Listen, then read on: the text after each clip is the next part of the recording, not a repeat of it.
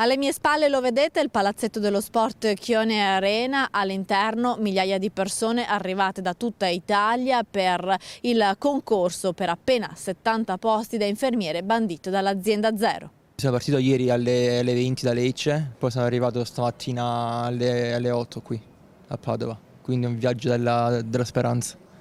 E adesso sei pronto ad affrontare questo concorso? Speriamo che andrà bene, ora vediamo, si spera. Un lungo viaggio di notte, nella valigia i libri e la speranza tanta di conquistare un posto a tempo indeterminato come infermiere in un ospedale del Veneto. Questo ragazzo pugliese non è il solo ad aver attraversato tutta l'Italia per affrontare il maxi concorso per infermiere. Si sono presentati in 2 giorni 6.400 candidati. Il desiderio, quello di entrare nella graduatoria valida 3 anni per un'assunzione nel pubblico. Vengo da Imola, E quante volte hai provato questo tipo di concorso? è il 4º concorso che provo.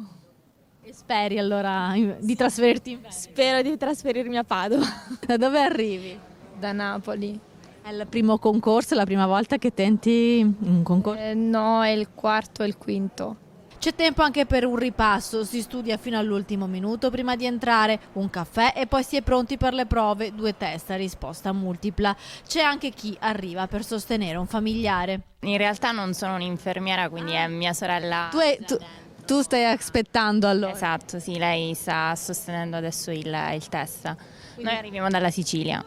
Le prove sono durate 2 giorni, poi l'attesa. Per 70 si aprirà la strada di un posto di lavoro, per molti altri che ambiscono ad un'assunzione nel pubblico invece l'attesa di nuovi concorsi.